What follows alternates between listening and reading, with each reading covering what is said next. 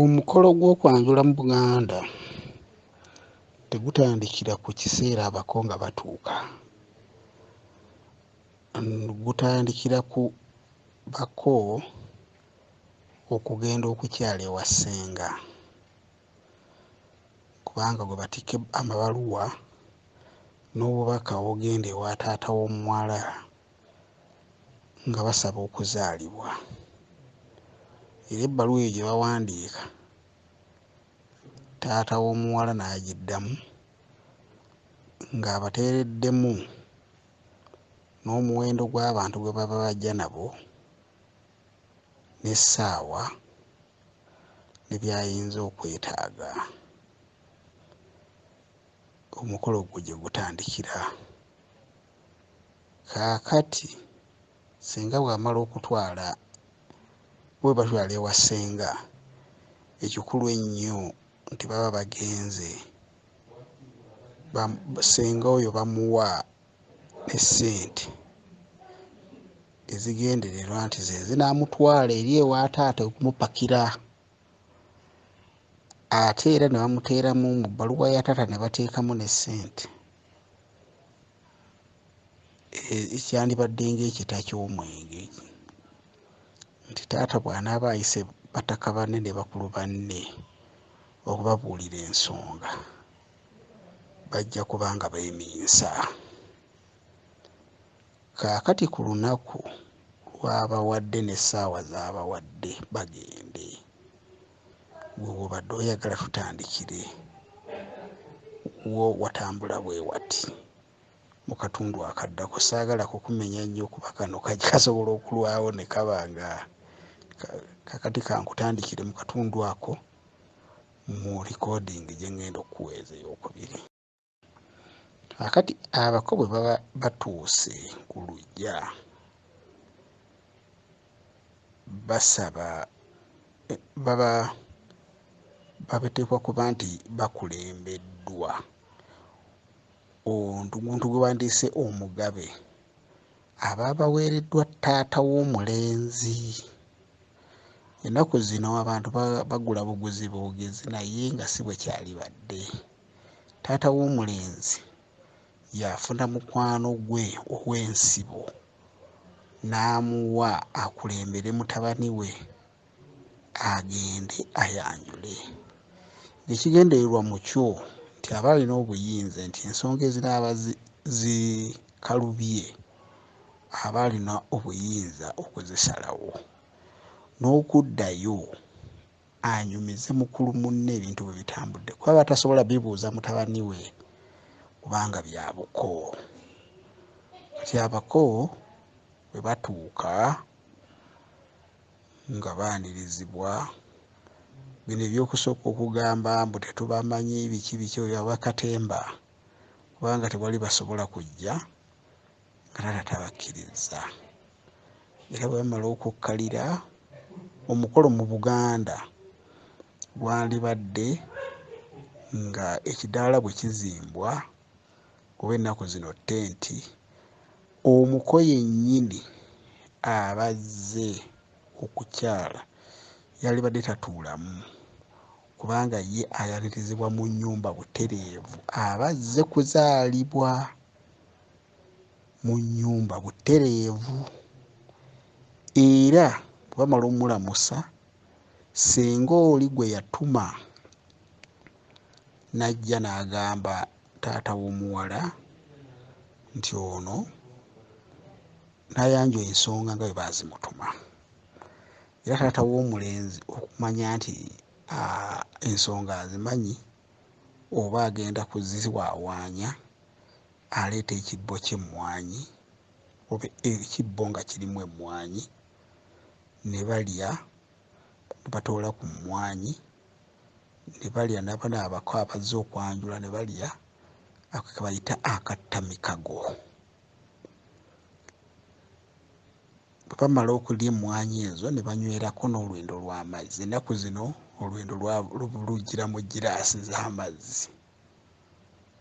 Ne batandika, olutaata n'alyoka ababuulira ebintu byayinza okubasalira ebiraga nti muwala we wa muwendo, omusajja ono agenda omuwasa wa muwendo. Obutasala bintu ku muwala wo, weewaawo abantu abamu bakittaputa bulala, naye tekigendererwa nti obyosala mu muwala zo okwanjula bye bigenda okugaggawabuza, wabula ekigendererwamu kwe kulaga nti omwana wo kya muwendo, era olage nti n'omulenzi oli naye anaamukwatanga amanyi nti omuntu oyo gye namugja nasasula ekintu ky'omuwendo gwe kiti, n'ekisi kya bugagga. Abavubuka abazze ennaku zino be bakitandise okukinanula, bo nga batandika okuwoza nja kugulira tanka, nja kugulira simanyi emmotoka biki bakunanule, naye nga era ebiseera ebisinga abasajja bawala bwe baba basalangako ekintu kye bayita kugeza nga enkuti. Enkuti kaabanga kayinja nakati kakyali kaba kayinja akaseerera akasangibwa ennyo ku lubalama, ne babasabaako kale mutuwe enkuti. Kati enkuti eyo oli naaba n'agenda n'aginoonya n'agigula buwanga n'aginenya kugamba okukulagako nti naye watawaana, naye nga tekyagererwangamu nti gwe wekkuse ogaggawala olw'okubanga wazaala omwana omuwala.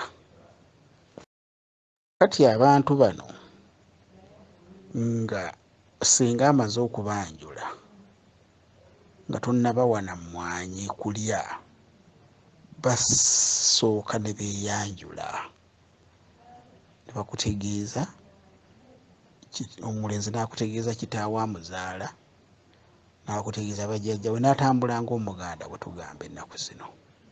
Era bw'omala okubategeeza noowe n'olyoka omanya nti ate wali kalandira kagaana muwala wo okumufumbirwa, waba mulinako oluganda awo bugaanira.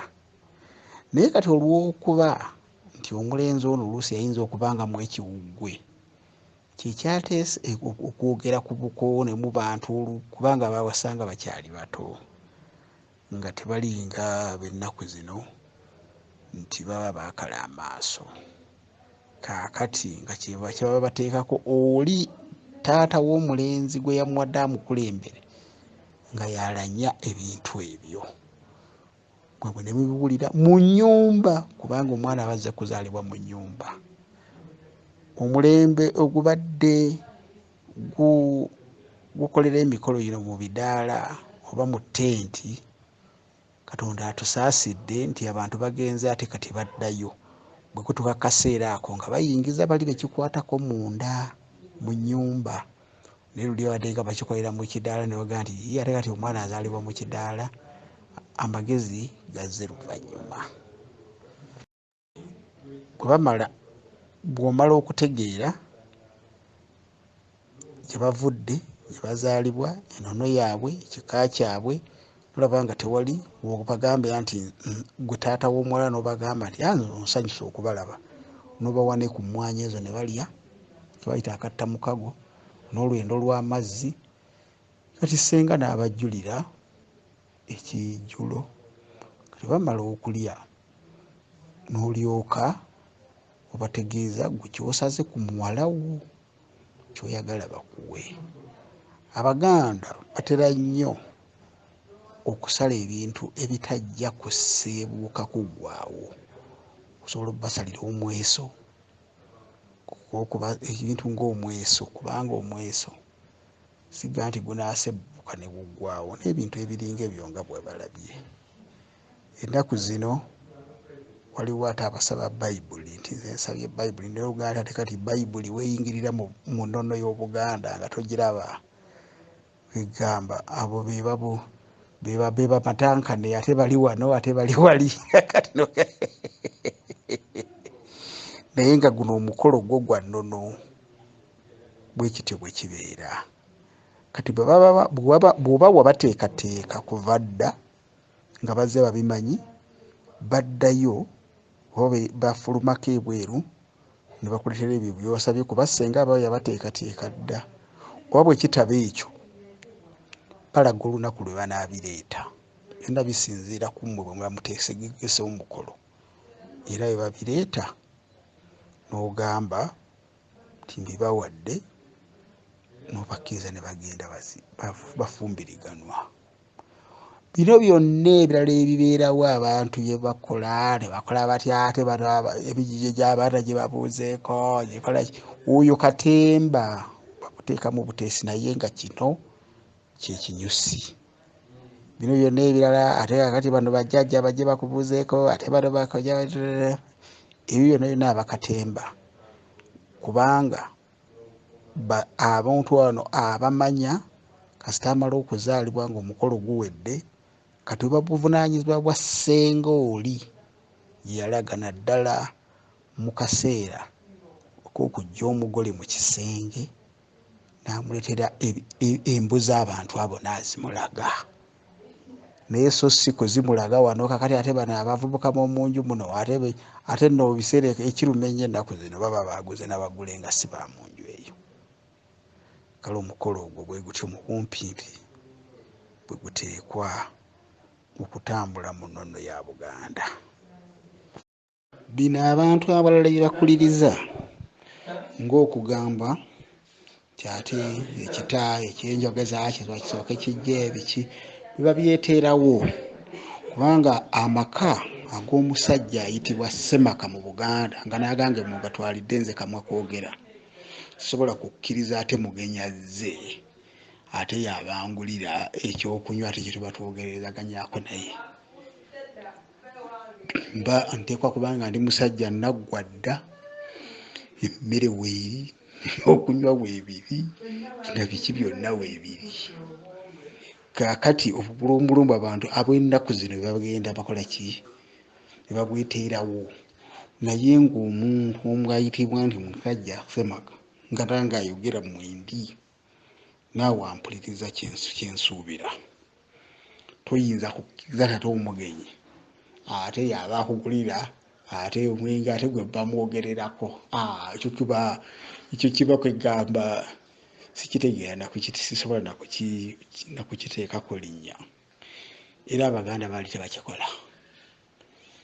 Kakati bano bwe tufunye n'aboogezi b'oku mikolo ne bakiteeka nagamba Muganda akola bw'ati ate ekibi ennyo kye tulina nti n'aboogezi b'oku mikolo abasinga bazaaliddwa mu maka agatali g'abassemaka.